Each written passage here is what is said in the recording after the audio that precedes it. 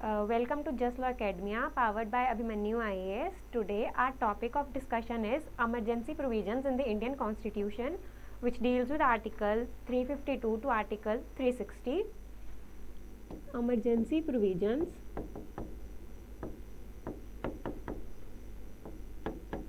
in Indian Constitution, which deals with Article 352 to Article 360.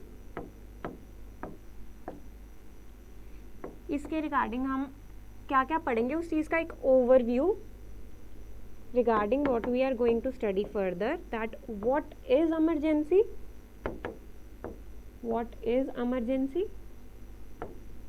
and why emergency in Indian Constitution and from where.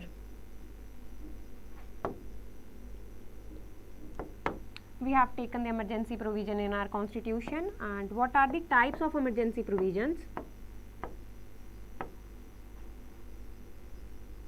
We are going to study the three types of emergency provision. One is national emergency, other is presidential rule, and last one is financial emergency.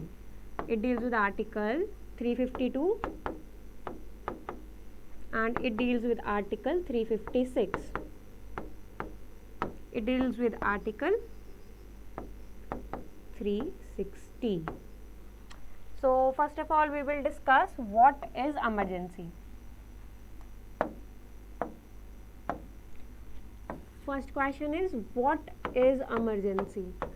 emergency का जो basic मतलब होता है उसका मतलब ये होता है कि emergency कोई ऐसी सिचुएशन का अराइज हो जाना जिसको हमने कभी फोरसीन नहीं किया हो, इमीडिएटली किसी ऐसी घटना का घट जाना या कुछ भी ऐसा होना जो हमने सोचा ना हो कि ये हो सकता है.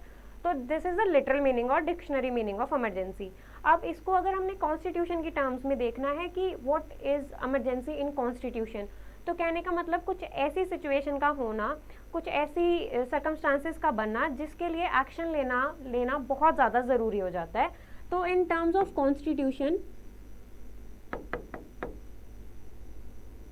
इमरजेंसी मीन्स ऐसी कोई सर्कमस्टांसेस होना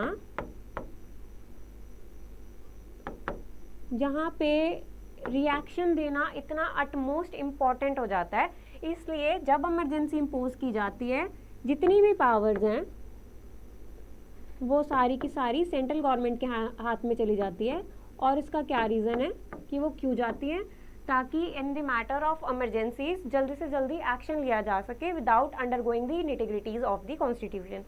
अगर हमें वैसे कोई एक्ट करना हो तो उसके लिए हमें क्या करना पड़ेगा, हमें आर्टिकल 368 में अमेंडमेंट करनी पड़ेगी. इसलिए to avoid all these nitty gritties हम क्या करते हैं कि सारी पावर्स जब इमरजेंसी इम्पोज होती है तो सारी पावर्स ऑटोमेटिकली चली जाती है सेंट्रल गवर्नमेंट के हाथ में. So this is what is emergency and what is emergency in regard of the constitution. Next question is why emergency provisions in Indian constitution.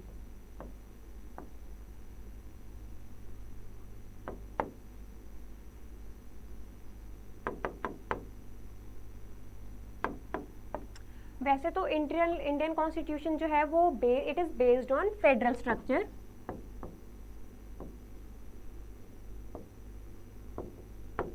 Federal structure का जो बिल्कुल सिंपल मीनिंग होता है हम इसको इस चीज़ में इस वे में समझा सकते हैं, अगर इसको बहुत ज़्यादा सिंप्लीफाई किया जा सके, कि फेडरलिज्म का मतलब होता है centre state relations.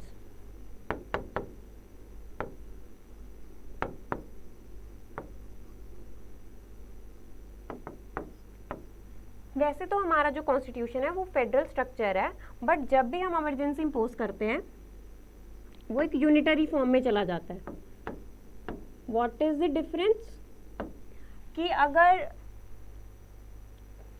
Federal structure जब भी इमरजेंसी इम्पोज की जाती है तो ऐसा बिहेव किया जाता है या ऐसा एक्ट किया जाता है कि सारी की सारी power concentrated in the hands of central government हो जाती है. Otherwise there is a division of power between centre and state. तो वैसे तो हम नॉर्मल सिचुएशन में हमेशा एक्ट करते हैं as if we are a federal structure, but in case of emergency we behave as if we are a unitary constitution without undergoing any kind of amendment under article 368. I hope it is very clear कि हमने इनको क्यों डाला अपने constitution में, Y का reason is very clear. अगर हम इसको अपने कॉन्स्टिट्यूशन में नहीं डालते या हम इसको सेंट्रल स्टेट रिजिडिटी में मानते, हम एक रिजिडली फेडरल स्ट्रक्चर होते लाइक दैट ऑफ अमेरिका, वहाँ पे क्या है, व्हाट इज़ द डिफरेंस। जैसे यूएस से ये एक फेडरल कंट्री है, इट्स अ फेडरल कंट्री, अगर सेंटर वहाँ पे सेंट्रल स्टेट के रिलेशंस को यू कैन नॉट टच, तुम स्टेट को हाथ नहीं लगा सकते एट एनी कॉस्ट। इंडिया में ऐसा नहीं है, we are quasi federal in the sense that कि जब भी इमरजेंसी लगेगी हम यूनिटरी कॉन्स्टिट्यूशन की तरह बिहेव करेंगे। यूनिटरी इन द सेंस कि सारी पावर सेंट्रल गवर्नमेंट के हाथ में आ जाएगी, स्टेट गवर्नमेंट के पास पावर नहीं रहेगी। क्यों ऐसा होगा, क्योंकि जब भी ऐसी कोई सर्कमस्टांसेस आते हैं हमारे आगे कि हमारा रिएक्ट करना बहुत ज़्यादा ज़रूरी है, तब वहाँ पे हमें वेट ना करना पड़े कि हम पहले पार्लियामेंट बिठाएंगे तो फिर वो डिसीजन लेंगे, उसके बाद हम कोई एक्ट करेंगे, तब तक तो बहुत इंसिडेंट हो चुके होंगे, सो दैट कि हम जल्दी से जल्दी रिएक्ट कर सकें। For example in case of war और any kind of war like situation और threat to the Indian territory, so that कि सेंट्रल गवर्नमेंट अपनी सोवरेनिटी को सेव कर सके, हमने इसको अपने कॉन्स्टिट्यूशन में डाला और हमने इसको अडॉप्ट किया है Weimar constitution of Germany. Weimar constitution especially in relations to suspension of fundamental rights. So next one is, what are the various types of emergencies? Types. The very first one is Article 352, which is national emergency.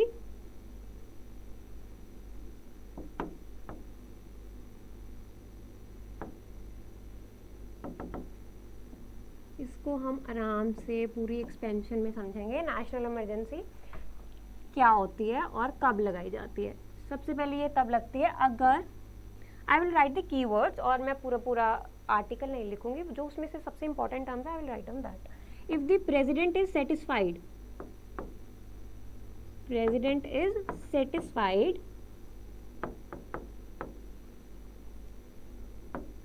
that a situation exists or circumstances exist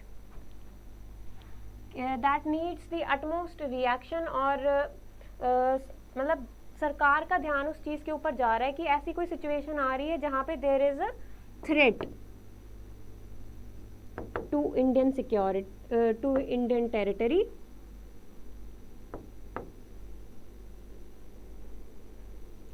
और security of the nation.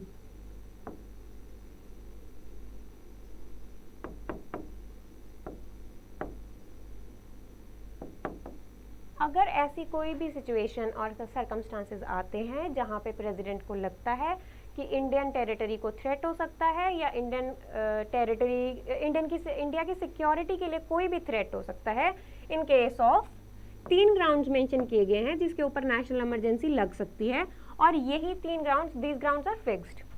सबसे पहला है war, उसके बाद है external aggression, and the last one is armed rebellion.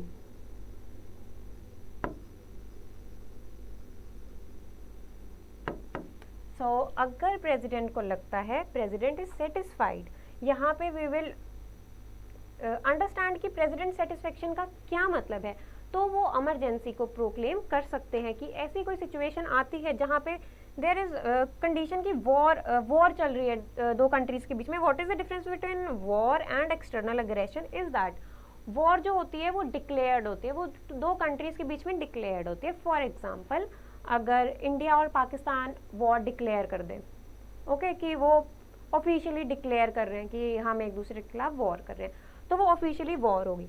और इन case of external aggression ये declared नहीं होती, ये ऐसा होता है कि दो कंट्रीज एक दूसरे के खिलाफ लड़ रही होती हैं, बट वो ऑफिशियली डिक्लेयर नहीं होती हैं। वो होता है एक्सटर्नल एग्रेशन, जब हम एक दूसरे की कंट्री के खिलाफ अग्रेशन शो करते हैं।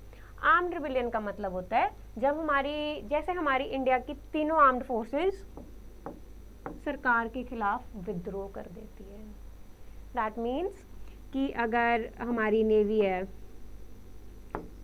आर्मी है या मिलिट्री फोर्स है, ये अगर हमारे देश के खिलाफ ऐसा कुछ भी करती है, तो ये हमारे देश के खिलाफ ऐसा हमारी कंट्री के खिलाफ विद्रोह करती है, हमारी गवर्नमेंट के खिलाफ विद्रोह करती है, सरकार के विरुद्ध हो जाती है और हथियार उठा लेती है। As a name itself suggest armed rebellion, इनमें ये ज़रूरी है कि वो हथियार उठाए, ठीक है। उन केसेस में जो प्रेसिडेंट है वो नेशनल इमरजेंसी डिक्लेयर कर सकते हैं। You understand the difference between war and external aggression? What is the difference? And the last one is armed rebellion. ये जो वर्ड है ये हमारे ओरिजिनल कॉन्स्टिट्यूशन का पार्ट नहीं था। ऐसी क्या सिचुएशन आई कि हमने आर्म्ड रिबिलियन को 44th कॉन्स्टिट्यूशनल अमेंडमेंट एक्ट से डाला 1978 में। इसको हम डिस्कस करेंगे 44th कॉन्स्टिट्यूशनल अमेंडमेंट में कि हमने इसको क्यों डाला। इससे पहले जो वर्ड यूज होता था, जो ओरिजिनल कॉन्स्टिट्यूशन का पार्ट था, वो था internal disturbance. Just for clarification I would like to mention कि हमने इंटरनल डिस्टर्बेंस को इसलिए रिमूव किया क्योंकि ये जो टर्म है ये डिफाइंड नहीं है, इसका कोई इट्स अ वेग टर्म, इसको किस हिसाब से इंटरप्रेट किया जाता है इसकी कोई डेफिनेट डेफिनेशन नहीं है। और इसका 1975 की इमरजेंसी में इतना ज़्यादा मिसयूज़ हुआ और आगे जाके कोई गवर्नमेंट इसको मिसयूज़ ना करे, क्योंकि हम ऑलरेडी मिसयूज़ देख चुके थे, इसलिए हमने इस वर्ड को रिमूव करके हमने डाला armed rebellion. Now we will see कि what is president satisfaction. President satisfaction क्या होती है, कैसे होती है?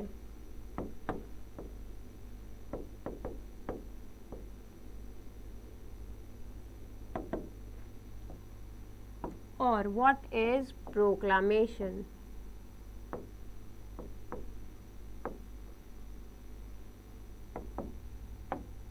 प्रेसिडेंट सेटिस्फेक्शन का मतलब ये नहीं होता है कि प्रेसिडेंट की अपनी पर्सनल सेटिस्फेक्शन है। यहाँ पे कभी भी president, for that matter anywhere in the constitution, president satisfaction means satisfaction of his council of ministers.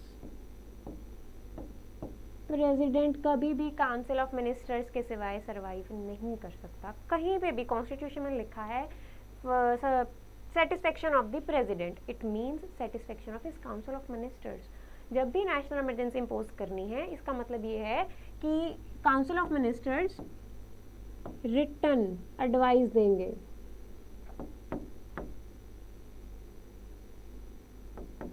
To the president. Earlier it was not a written advice, earlier it was a orally बता दिया जाता था कि president साहब आप emergency लगा दो।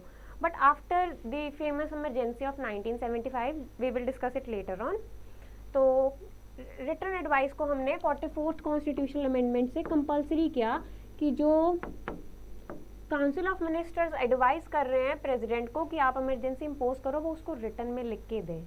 इससे पहले ऑरली होता था कि अगर इमरजेंसी इम्पोज करनी तो वो ऑरली बताते थे, बट इसके बाद इसको कंपलसरी कर दिया गया। और उसके बाद व्हाट इज प्रोक्लामेशन, इसको डिफाइन किया गया है हमने जनरल क्लॉजेज एक्ट में आर्टिकल सेक्शन 366 क्लॉज 18, जिसमें हमने प्रोक्लामेशन को डिफाइन किया। प्रोक्लामेशन का मतलब होता है कोई भी चीज़ को ऑफिशियली बताना, पूरी कंट्री को बताना इसके रिगार्डिंग कि हमने इमरजेंसी इम्पोज की है, उसको लोगों तक ऑफिशियल इंफॉर्मेशन पहुंचाना, उसको simply means proclamation. So article 352 क्या कहता है? प्रेसिडेंट सेटिस्फेक्शन जो हमने कर लिया और उसको प्रोक्लेम करेगा वो 3 ग्राउंड्स के ऊपर। प्रेसिडेंट सेटिस्फेक्शन, इसका मतलब हमने देख लिया कि what is president satisfaction. Proclamation क्या होता है, कौन से 3 ग्राउंड्स पे होगा? That is war, external aggression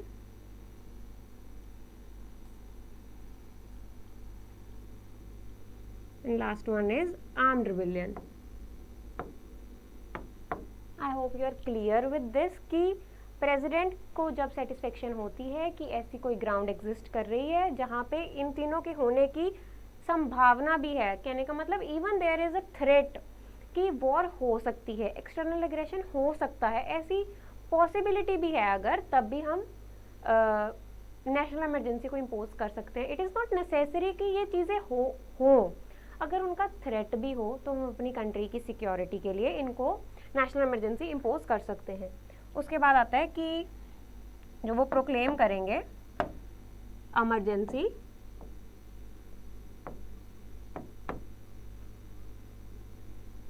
उसका जो टाइम पीरियड है, उस प्रोक्लामेशन की जो टाइम है वो कितने टाइम तक वैलिड है.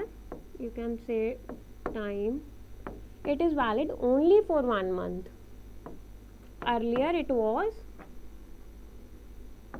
2 months. बट इस चीज़ का बहुत मिसयूज़ किया था, तो bye 44th constitutional amendment act 1978 हमने इसको रिड्यूस करके किया 1 मंथ.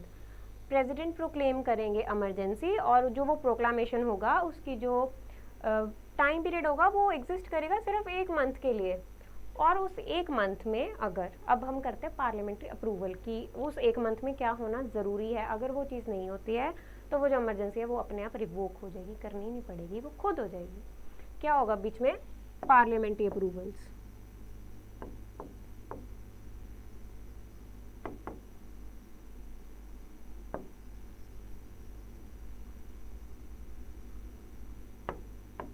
इसका मतलब ये होता है कि जब ये 1 महीने का टाइम पीरियड चल रहा है, विद इन दिस 1 मंथ दोनों हाउसेस को, both the houses of parliament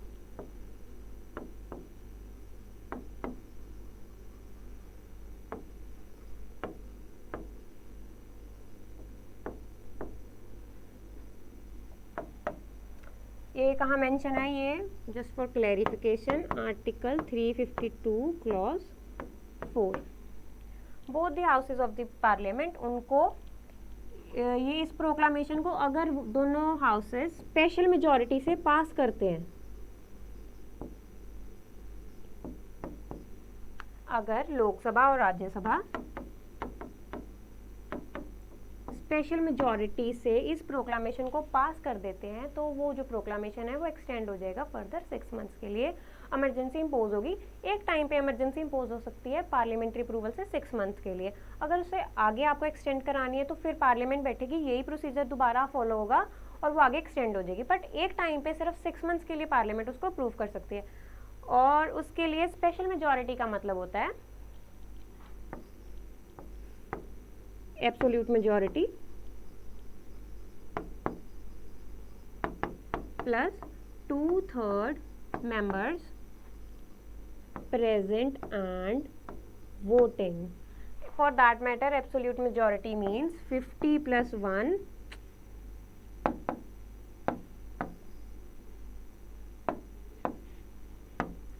50 plus 1, this is 50, looks like 80 but this is 50.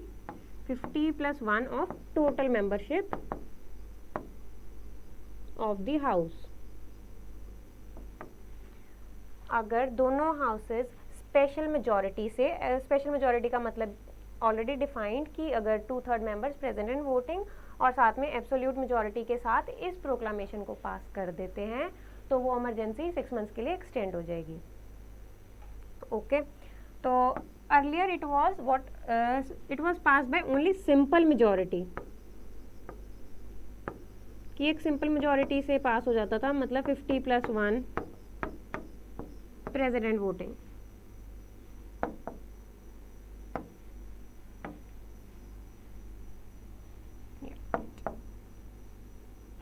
पहले कैसे होता था? सिंपल मेजॉरिटी से. जब 1975 में हमने मिसयूज देखा कि इस इमरजेंसी का, इस जो प्रोविजन इसका मिसयूज हो सकता है, तो इसको हमने bye 44th constitutional amendment act कितना कर दिया, कैसे कर दिया? स्पेशल मेजॉरिटी से कर दिया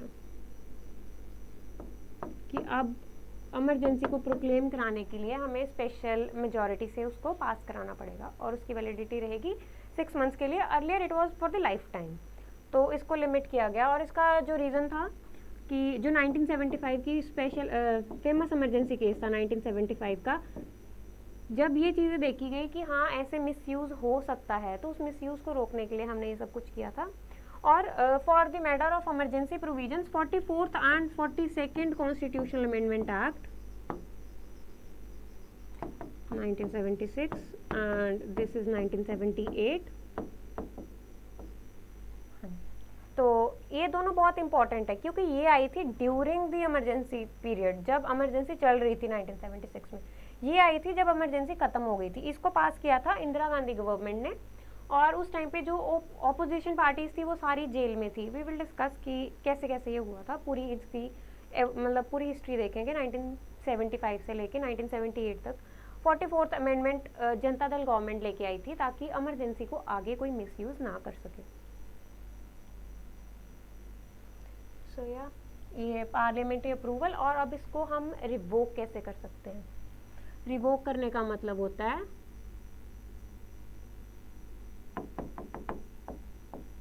इमरजेंसी प्रोविजंस को, जैसे हमने नेशनल इमरजेंसी इम्पोज की, तो उसको अब रोका कैसे जा सकता है, रिवोक कैसे करेंगे?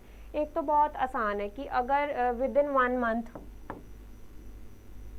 पार्लियामेंट ने इसको अप्रूव नहीं किया तो ये अपने आप ख़त्म हो जाएगी। इसको पार्लियामेंट ने अप्रूव ही नहीं किया तो आगे कुछ होगा ही नहीं, ये वहीं पे ख़त्म हो जाएगी। दूसरा है कि प्रेसिडेंट खुद, if the president it satisfied कि ऐसी सर्कमस्टांसेस एग्जिस्ट नहीं करते कि अब इमरजेंसी को आगे रखना चाहिए या लेके जाना चाहिए, तो आर्टिकल 352 क्लॉज 2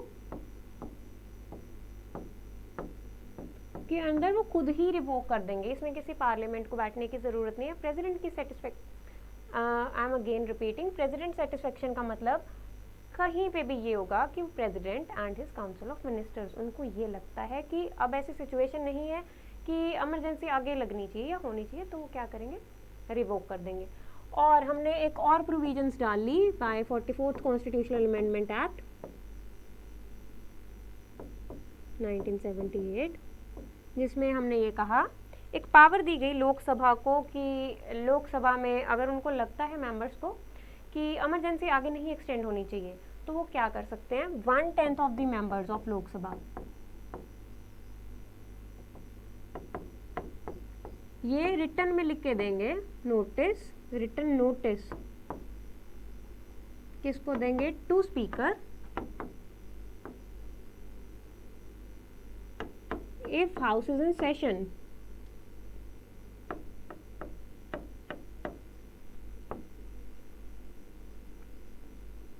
और अगर हाउस सेशन में नहीं है तो ये सेम रिटर्न नोटिस जाएगा प्रेसिडेंट को। नोटिस किस रिगार्डिंग होगा कि हमें इनको लग रहा है कि जो ये मेंबर्स हैं कि इमरजेंसी को आगे एक्सटेंड नहीं करना चाहिए, या इमरजेंसी अब नहीं ऐसी ग्राउंड्स नहीं है कि इमरजेंसी को हम आगे लेके जाएं या इमरजेंसी लगनी चाहिए, तो ये इनको रिटर्न नोटिस देंगे। और इनके लिए ये मैंडेटरी है, चाहे वो स्पीकर है चाहे वो प्रेसिडेंट है, कि विद इन 14 डेज ये हाउस दोबारा मिलेगा और ये बैठ के डिसाइड करेंगे, या हाउस दोबारा सेशन में आएगा कि क्या इस इमरजेंसी को आगे लेके जाना चाहिए या यहीं पे रिवोक कर देना चाहिए। तो ये हमने स्पेशली प्रोविजंस डाली थी कि लोकसभा के पास इतनी पावर होगी अगर उनको लग रहा है, क्योंकि लोकसभा में जो why only Lok Sabha, this is the question कि हमने लोकसभा को इतनी पावर क्यों दी कि वो इमरजेंसी को रोक सके। उसका रीज़न ये है कि यहाँ पे जो लोग हैं रिप्रेजेंटेटिव्स ऑफ द पीपल हैं, तो अगर लोगों को ही नहीं लग रहा कि इमरजेंसी की ज़रूरत है तो हम उस इमरजेंसी को आगे नहीं लेके जाएंगे। ये स्पेशली ऐड किया 44th कॉन्स्टिट्यूशनल अमेंडमेंट एक्ट से। उसके बाद हम देखते हैं what are the consequences.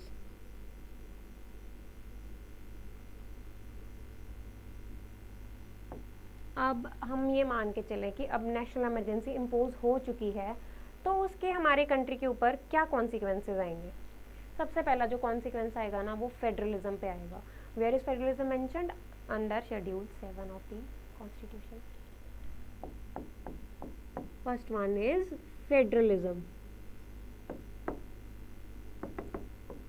Again I am repeating, federalism का मतलब होता है हमारा जो कॉन्स्टिट्यूशन है वो एक फेडरल कॉन्स्टिट्यूशन है।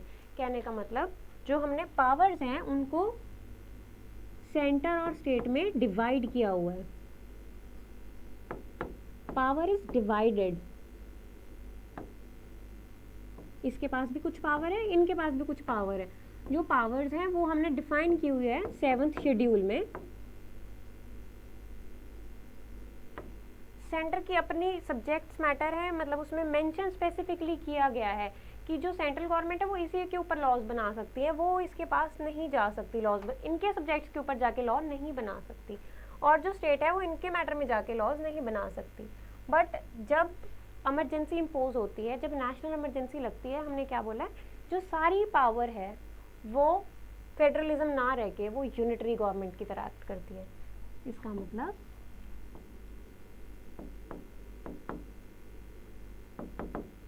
यूनिटी गवर्नमेंट की तरह, कहने का मतलब जो सारी पावर्स हैं it is only limited to centre, all the decision making power goes to centre, कि जो सेंट्रल गवर्नमेंट है वो स्टेट सब्जेक्ट्स के ऊपर लॉ बना सकती है।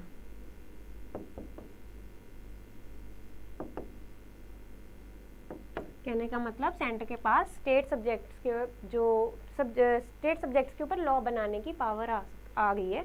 इसका मतलब ये नहीं है कि जो स्टेट लेजिस्लेचर्स है वो लॉज नहीं बना सकते, बना सकते हैं, बट जो सेंट्रल गवर्नमेंट है उसकी ओवरराइडिंग पावर होगी, इनसे पावर छीन नहीं गई है। मतलब स्टेट लेजिस्लेचर से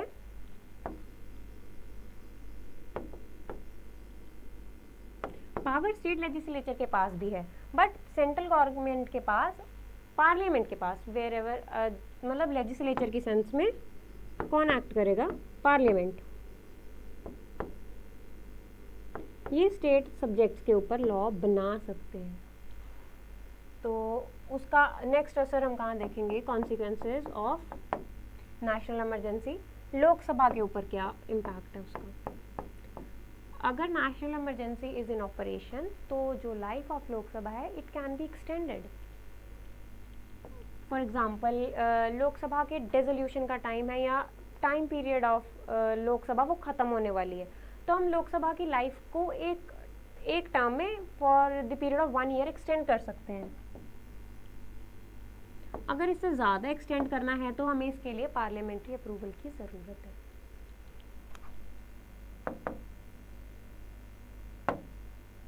उससे नेक्स्ट आता है consequences, very important, consequences of the national emergency on fundamental rights. ये मैटर सबसे ज़्यादा कंसर्न में तब आया था जब 1975 की इमरजेंसी लगी थी, क्योंकि लोगों के फंडामेंटल राइट्स को कर्टेल किया गया, और इतना कर्टेल किया गया कि article 21 right to life and personal liberty तक उनसे ले लिया गया था। मतलब कोई भी फंडामेंटल राइट उनके पास नहीं था, इन द सेंस दैट कि वो किसी भी अपने फंडामेंटल राइट को इन्फोर्स कराने के लिए किसी भी कोर्ट को अप्रोच नहीं कर सकते। किसी भी कोर्ट से मेरा मतलब है हाई कोर्ट या सुप्रीम कोर्ट। अगर उनके पास, किसी के पास उसका फंडामेंटल राइट ही नहीं बचा, तो उसके बाद हमें महसूस हुआ, हमें नहीं, इन द सेंस 44th अमेंडमेंट में जनता दल गवर्नमेंट जब आई तो उन्होंने कहा कि ये तो एक्सट्रीम पावर हो चुकी है, मतलब पार्लियामेंट जो है वो सुप्रीमेसी इस्टेब्लिश करने की कोशिश कर रही है। बट यहाँ पे हम किसको सुप्रीम मानते हैं, constitution is the supreme law of the land. जो पार्लियामेंट है वो अपनी पावर डिराइव करता है कॉन्स्टिट्यूशन से। तो बट जो सिचुएशन चल रही थी उसमें ये हो रहा था कि पार्लियामेंट अपने आप को कॉन्स्टिट्यूशन से भी सुप्रीम मान रहा था। इम्पैक्ट ऑन फंडामेंटल राइट्स, ये आते हैं 2 आर्टिकल्स में, आर्टिकल 358 और 359 में। Impact on fundamental rights, article 358 and article 359। ये मैंने डिवीजन इसलिए किया है ताकि हम इन दोनों के डिफरेंस को समझ सकें, क्योंकि ये दोनों ही आर्टिकल फंडामेंटल राइट से डील करते हैं।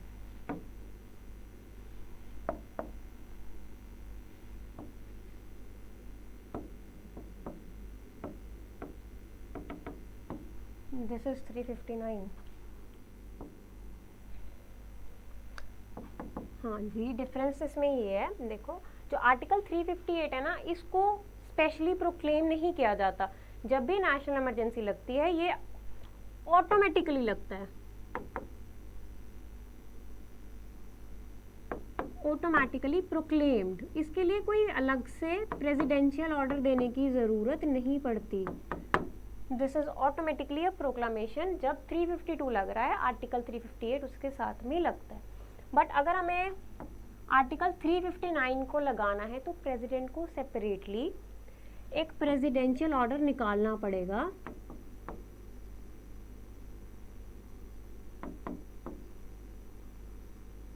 कि हम फंडामेंटल राइट्स को सस्पेंड कर रहे हैं, या हम कौन कौन से फंडामेंटल राइट्स को सस्पेंड कर रहे हैं। Article 358 it deals with specifically article 19।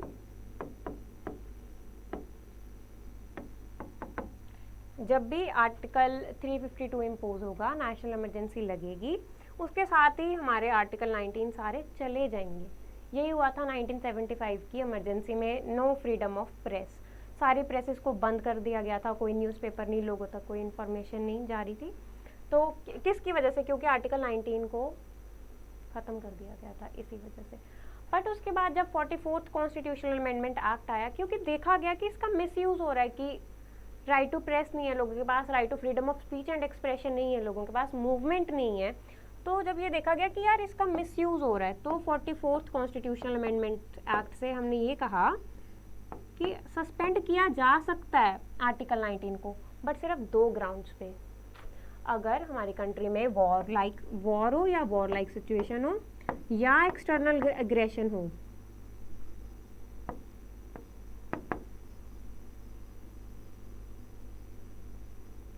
सिर्फ इन्हीं 2 ग्राउंड्स पे आर्टिकल 19 को सस्पेंड किया जा सकता है। मतलब जो आर्म्ड रिबेलियन का ग्राउंड है, मतलब कि इंटरनल इमरजेंसी, ये हुई इंटरनल इमरजेंसी, ये हुई एक्सटर्नल इमरजेंसी। सिर्फ इन्हीं ग्राउंड्स के ऊपर हम आर्टिकल 19 को सस्पेंड कर सकते हैं, इस ग्राउंड पे हम सस्पेंड नहीं कर सकते। फिर आता है आर्टिकल 359। इसमें ये है, it deals with other fundamental rights. जितने भी बाकी 12 से लेके 35 तक फंडामेंटल राइट्स हैं, उनमें से अगर प्रेसिडेंट को लगता है कि इस स्पेसिफिक आर्टिकल को हम सस्पेंड करते हैं, तो वो सस्पेंड कर सकते हैं। But it can never suspend article 20 and article 21। ये हम किसी भी इंसान से नहीं ले सकते। This are the basic rights. This is right to life and personal liberty. ये हम किसी इंसान से नहीं ले सकते। तो I hope you understand what is national emergency, और उसमें पार्लियामेंट का क्या रोल है, और उसमें फंडामेंटल राइट्स के साथ क्या होता है, consequences, and even we have read that revocation की अगर उसको रिवोक करना है तो उसको रिवोक कैसे किया जाता है।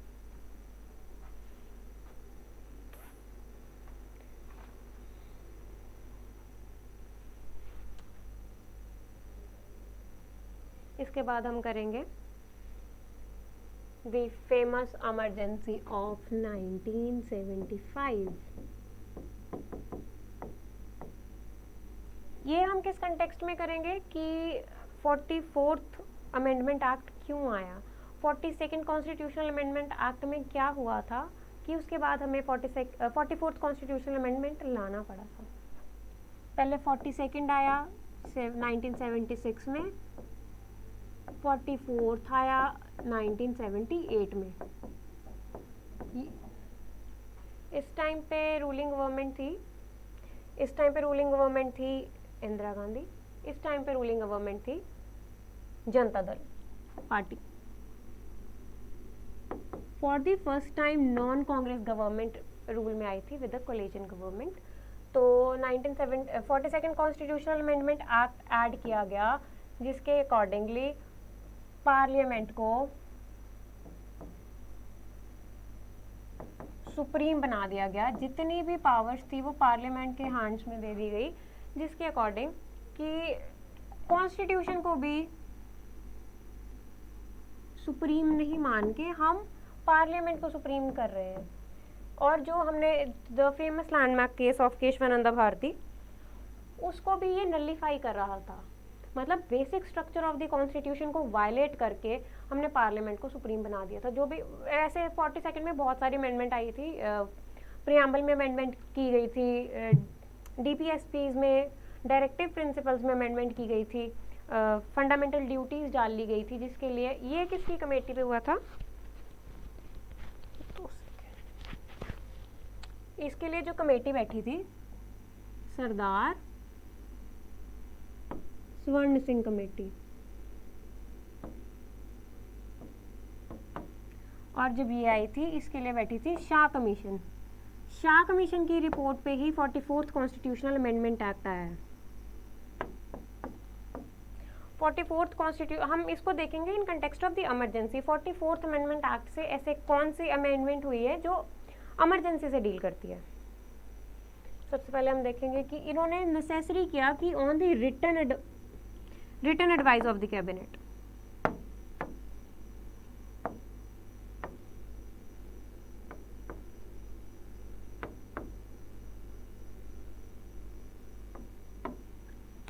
फोर्थ में हमने देखा कि पहले जो होता था वो ऑरल ही हो जाता था। जैसे हम 1975 का केस कर रहे हैं, इस केस में क्या हुआ था, एक क्रोनोलॉजी। इन 1975 में इंदिरा गांधी के जो इलेक्शंस हैं वो कोर्ट में चैलेंज हो गए थे in the famous case of Indira Gandhi versus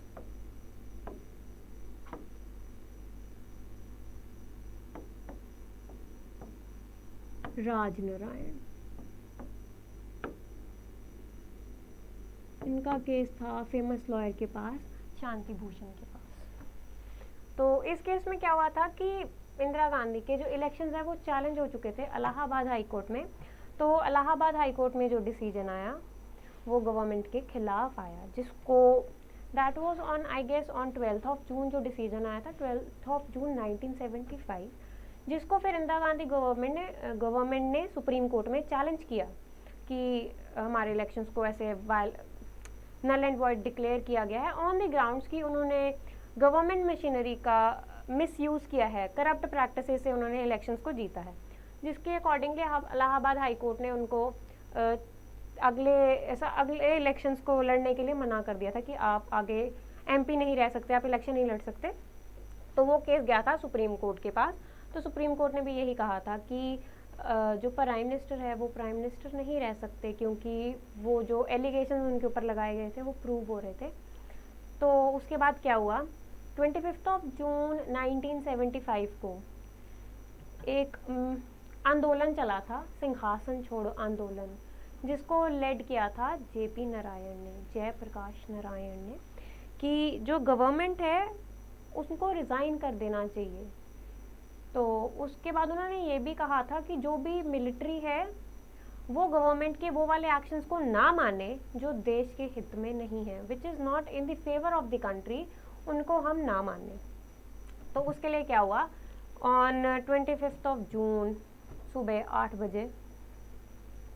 बजे हमने नहीं, इंदिरा गांधी मैम ने इमरजेंसी इम्पोज की थी। तो उसके जब इमरजेंसी रेडियो पे सुनाई गई लोगों को कि there is nothing to panic about, president ने इमरजेंसी इम्पोज की है और उसके लिए लोगों को घबराने की ज़रूरत नहीं है, on the ground of internal disturbance, कि हमारी कंट्री की जो इंटरनल सिचुएशन है वो ऐसी चल रही है कि हमें इमरजेंसी इम्पोज करने की ज़रूरत है। आज तक हमारी कंट्री में जो नेशनल इमरजेंसीज लगी हैं वो 3 बार लगी हैं, in the year 1962, 1965, 1971. This is Indo-China War, this is Indo-Pak War, China, Pak War. This was a time of Bangladesh liberation.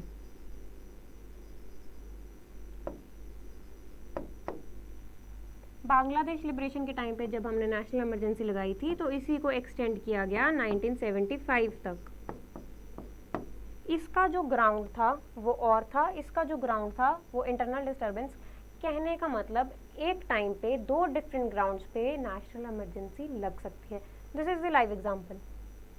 1975 की इमरजेंसी अलग ग्राउंड पे थी, वॉर की सिचुएशन थी, और जो 1975 की थी ये इंटरनल डिस्टर्बेंस की ग्राउंड पे थी। This is for the matter कि 3 बार लगी है, वो दिमाग में क्लियर होना चाहिए कि किस किस टाइम पे हमारे पास नेशनल इमरजेंसी लगी है। इसी को एक्सटेंड करके आगे 1975 का पार्ट बनाया गया था।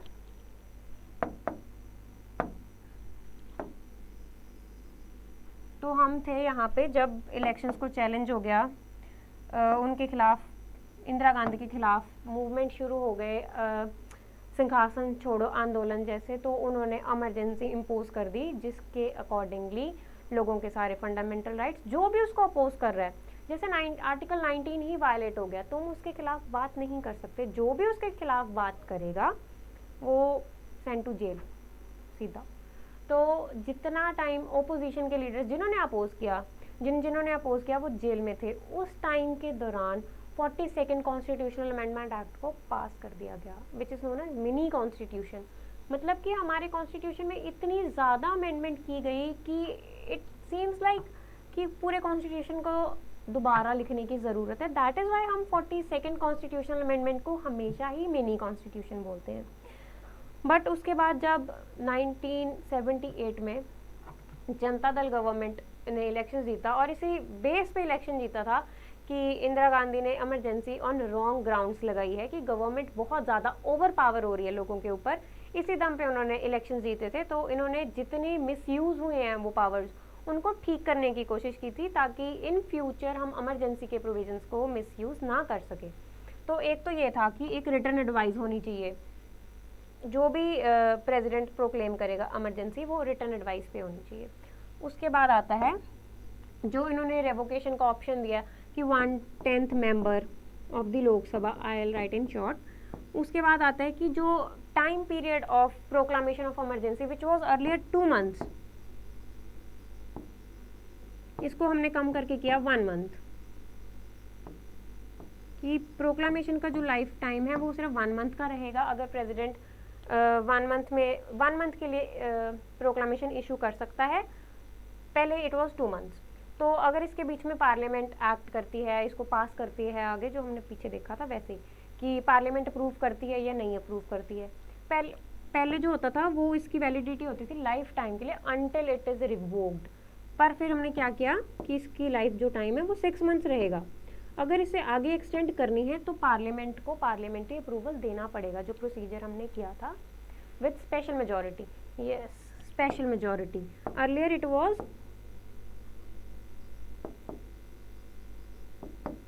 Simple majority. इन छोटे छोटे चेंजेस को लेके आए जो कि देखने में छोटे हैं, बट ये जब इम्प्लीमेंट किए गए तो ये बहुत ज़्यादा बड़े थे। तो हमने फेमस केस कर लिया इंदिरा गांधी का।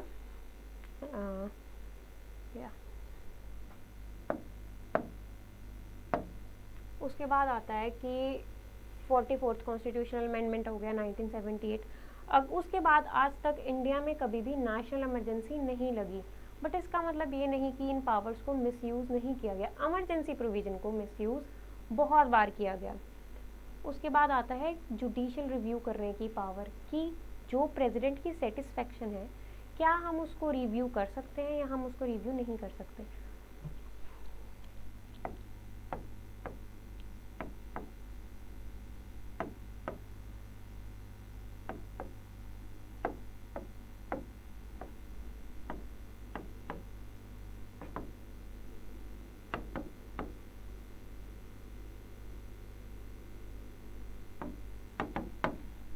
जुडिशियल रिव्यू का मतलब है कि क्या कोर्ट उसमें देख सकता है कि जो प्रेसिडेंट ने इमरजेंसी लगाई है वो उस इमरजेंसी की ज़रूरत थी या नहीं थी।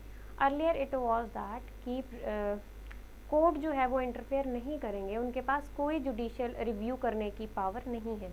बट लेटर ऑन जब हमने देखा कि ज़रूरत है ऐसी चीज़ों को, क्योंकि this is the basic structure of the constitution ना, judicial review is the basic structure doctrine.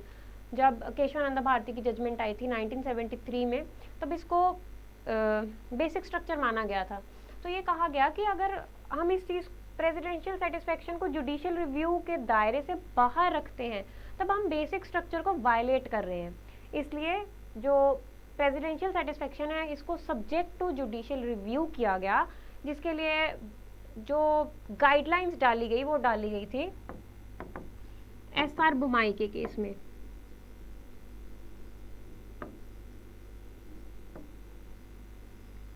जिसको हम स्पेसिफिकली पढ़ते हैं प्रेसिडेंशियल रूल के कंटेक्स्ट में, क्योंकि वहाँ पे भी बहुत सारी इमरजेंसीज आज तक, आई गेस जब हम स्टेट इमरजेंसी करेंगे उसमें हम देखेंगे कि 123 अराउंड 124 इमरजेंसीज लग चुकी हैं आज तक, स्टेट इमरजेंसीज, जिसको डॉक्टर बी आर अम्बेडकर ने कहा था कि it will remain a dead letter which is a draconian law, in the sense कि सेंटर बहुत ज़्यादा पावरफुल हो जाता है। जब हम स्टेट प्रेसिडेंशियल रूल करेंगे हम उसको तब वहाँ पे देखेंगे। तो मतलब इतनी छोटी सी बात कि जो प्रेसिडेंशियल सेटिस्फेक्शन है it is subjected to judicial review, earlier it was not, क्योंकि जो वो टाइम पीरियड था उसमें हम पार्लियामेंट को, हम नहीं, जो भी रूलिंग गवर्नमेंट थी वो पार्लियामेंट को सुप्रीम करने की कोशिश कर रही थी। But in the end we find कि कॉन्स्टिट्यूशन ही सुप्रीम है, पार्लियामेंट अपनी पावर कॉन्स्टिट्यूशन से डिराइव करती है, ना कि कॉन्स्टिट्यूशन अपनी पावर पार्लियामेंट से डिराइव करती है। I hope you are clear. So national emergency में इतना ही कि हमने देख लिया what is emergency, what is the meaning of emergency, emergency in context of the constitution, उसके क्या कॉन्सिक्वेंसेज है अगर इमरजेंसी इम्पोज होती है, उस तब हमारी जो कॉन्स्टिट्यूशन है वो किस स्ट्रक्चर में काम करेगी, from federalism to unitary form of the government. सबसे जो ब्यूटीफुल चीज़ है वो ये है कि विदाउट अंडरगोइंग एनी अमेंडमेंट, अगर अदरवाइज हमने देखना हो कि हमने कुछ ऐसा, जैसे हमने फेडरलिज्म से यूनिटरी पे आना है तो हमें हमारे कॉन्स्टिट्यूशन में अमेंडमेंट करने की ज़रूरत पड़ती है। बट इट इज़ मतलब ये ऑटोमेटिक है, जब भी हम इमरजेंसी इम्पोज करेंगे तो we need not have to went through a procedure कि पार्लियामेंट बैठेगी, वो उस डिसीजन लेगी, लॉज पास होंगे, अमेंडमेंट होगी, हम उस प्रोसीजर में नहीं जाएंगे, क्योंकि ऐसी इमरजेंसी या इतनी ग्रेव सिचुएशन एग्जिस्ट करती है कि बहुत ज़रूरी हो जाता है कि हम इमीडिएट रिएक्ट करें या हमें इमीडिएट एक्शन करने की ज़रूरत होती है। इसलिए द मोस्ट ब्यूटीफुल थिंग कि हमें कोई भी अमेंडमेंट करने की ज़रूरत नहीं है, ऑटोमेटिकली हम फेडरल स्ट्रक्चर से एक यूनिटरी स्ट्रक्चर में आ जाते हैं, जो कि और किसी कॉन्स्टिट्यूशन में और किसी फेडरल स्ट्रक्चर कॉन्स्टिट्यूशन में लाइक दैट ऑफ यूएसए नहीं होता। कहने का मतलब जैसे यूएसए है, वहाँ पे स्टेट्स हैं, सेंट्रल गवर्नमेंट स्टेट को हाथ नहीं लगा सकती जब तक उन्होंने अमेंडमेंट नहीं की, whatsoever may be the situation, central government कभी भी स्टेट को हाथ नहीं लगा सकती, और ऑटोमेटिकली तो कभी भी नहीं। ये जो प्रोविजन है ये इंडियन कॉन्स्टिट्यूशन में है, which makes it very beautiful. Emergency provisions की ये सबसे अच्छी चीज़ है कि कोई अमेंडमेंट नहीं, ऑटोमेटिकली हम फेडरलिज्म से unitary form of the government में आ जाते हैं। आई होप कि नेशनल इमरजेंसी में जितना कवर किया जा सकता था I have covered, so thank you very much, I hope you like it, thank you.